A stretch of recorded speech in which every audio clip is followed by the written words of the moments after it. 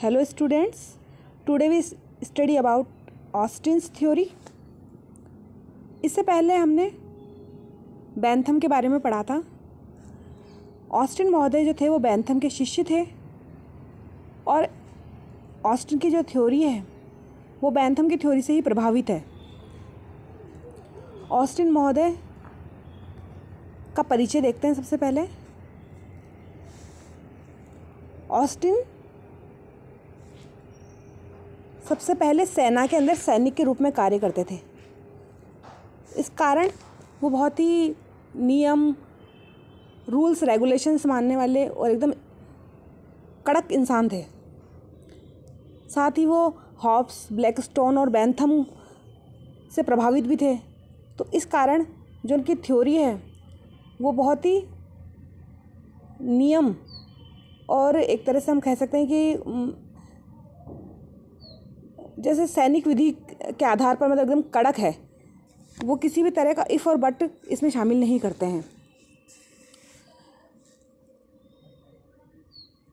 विधि शास्त्र में किए गए योगदान की वजह से इन्हें आंग्ल विधि शास्त्र का पिता भी कहा जाता है। इनकी थ्योरी को प्राणवादी दृष्टिकोण से प्रेरित कहा जाता है और इनकी जो सुप्रसिद्ध कृति है वो है द प्रोविंस ऑफ जुरिस्प्रूडेंस, जो 1832 में प्रकाशित हुई थी। इसके अलावा अ प्लीज फॉर कॉन्स्टिट्यूशन भी इनका महत्वपूर्ण ग्रंथ है। इनके दृष्टिकोण को विश्लेषणात्मक दृष्टिकोण, विध्यात्मक दृष्टिकोण या विश्लेषणात्मक विध्यात्मक दृष्टिकोण कहा जाता है।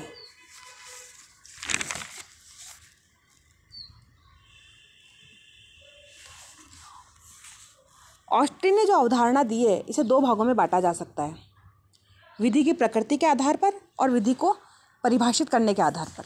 जब हम प्रकृति की बात करते हैं तो विधि जिसे उचित विधि कहा जाता है और एक विधि होती है जिसे कि अनुचित विधि कहा जाता है। जब हम उचित विधि की बात करते हैं तो ये भी दो प्रकार की होती है, ईश्वरीय विधि और मानवीय विधि। मानवीय विधि को भी इन्होंने दो भागों में बांटा है। एक तो निश्चयात्मक विधि यानी जो रिटर्न में होती है, और एक होती है रूढ़िगत विधि जो लगातार पालन करते हुए रूढ़ि के रूप में बन जाती है। अनुचित रूप से कही जाने वाली विधि को वो विधि मानते ही नहीं है।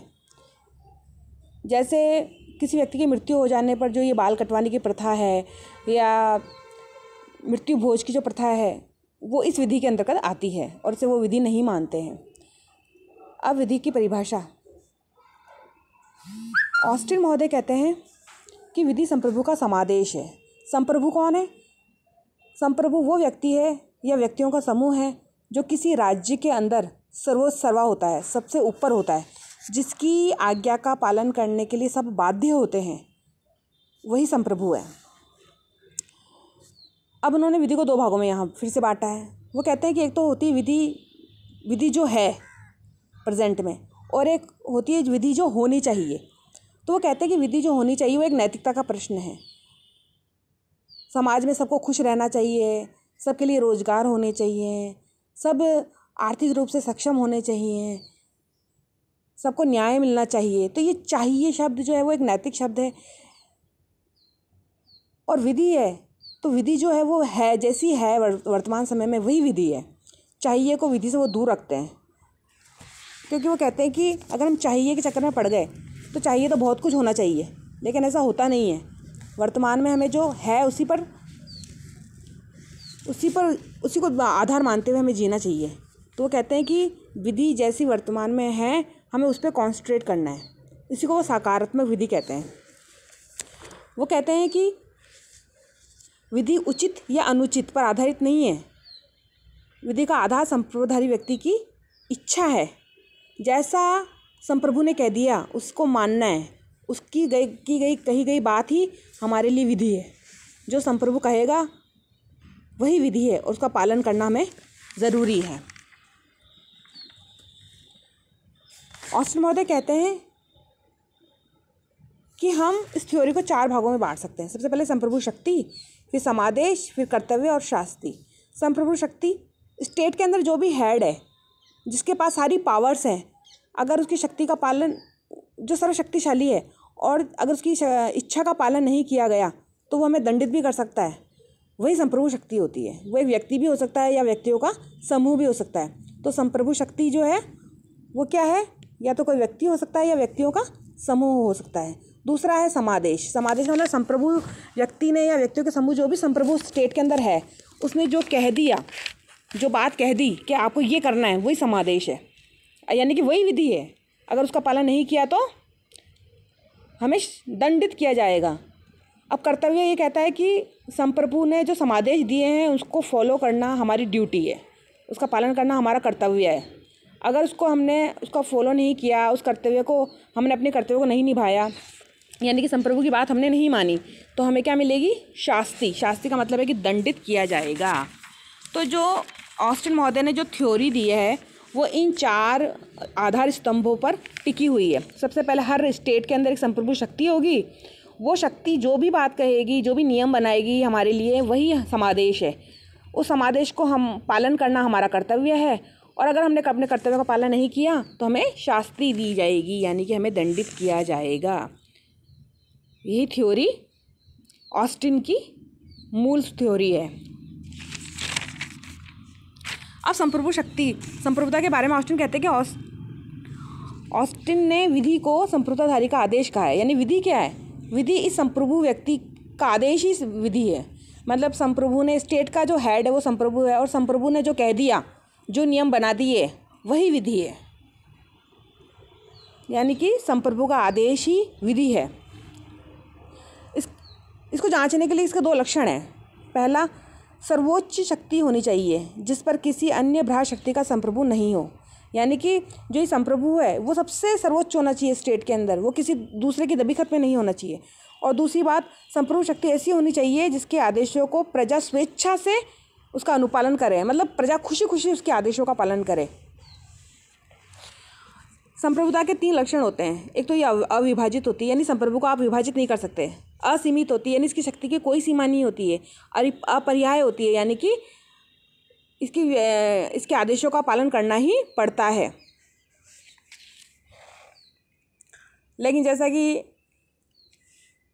हमने बेंथम में भी देखा था कि कई विधि शास्त्रियों ने उनकी आलोचना की। ऐसे ऑस्टिन महोदय के इस सिद्धांत की भी कई विधि शास्त्रियों ने आलोचना की है। कुछ विधि शास्त्री कहते हैं, जैसे पैटर्न महोदय कहते हैं कि ये उचित नहीं है कि शक्ति में किसी प्रकार का भय समाहित हो। यानी जैसे ऑस्टिन कहते हैं कि भय होता है कि संप्रभु की आज्ञा का या उसके आदेशों का पालन करना ही होगा, नहीं तो वो हमें दंडित करेगा। तो भय के कारण जो आम जनता है वो संप्रभु के आदेशों का पालन करती है। तो पैटर्न महोदय कहते हैं कि कभी भी भय नहीं होना चाहिए। यानी कि वो उसकी ऑस्टिन की आलोचना करते हैं कि ये इनकी थ्योरी भय पर आधारित है, भय नहीं होना चाहिए। विधि की पालन इंसान इसलिए करता है कि वो खुश है, उसको सुरक्षा मिल रही है। तो पैटर्न महोदय इस आधार पर ऑस्टिन की आलोचना करते हैं। फुलर कहते हैं कि ऑस्टिन विधि को आदेश कहता है, ये गलत है, क्योंकि ऐसी विधि जो समाज के विरुद्ध है अल्पकालीन होती है। मतलब अगर आप ज़बरदस्ती किसी से अपने आदेशों का पालन कब तक करवा सकते हैं, समझ रहे हैं? यानी व्यक्ति विधि का पालन खुशी खुशी करता है क्योंकि उससे सुरक्षा मिल रही है। अगर ऐसी कोई भी विधि बनाई जाती है जिसका पालन ज़बरदस्ती करवाया जा रहा है तो वो बहुत अल्पकालीन होती है। फुलर इस आधार पर ऑस्टिन की आलोचना करते हैं।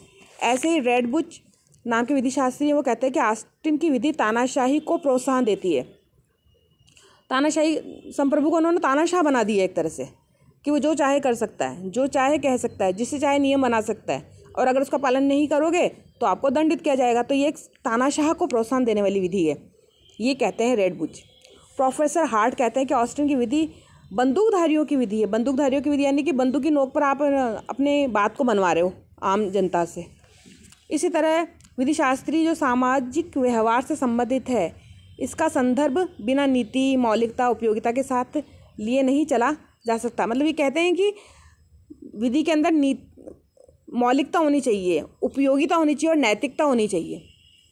जो विधि मौलिकता पर आधारित होगी, उपयोगिता पर आधारित होगी और नैतिकता पर आधारित होगी, वो ही लंबे समय तक चल सकती है।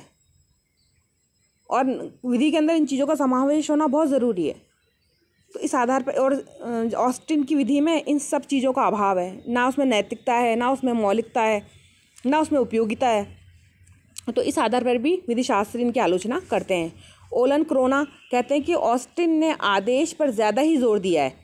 प्रार्थना, अपील ये भी महत्व रखती है, जबकि इसका कोई उन्होंने जिक्र ही नहीं किया अपने सिद्धांत में।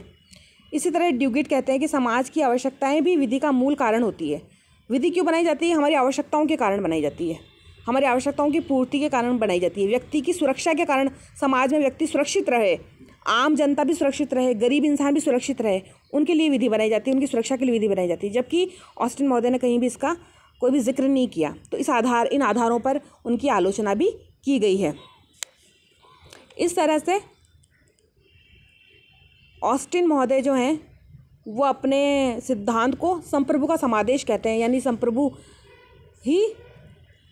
ने जो बात कह दी, संप्रभु ने जो आदेश दे दिया वही विधि है।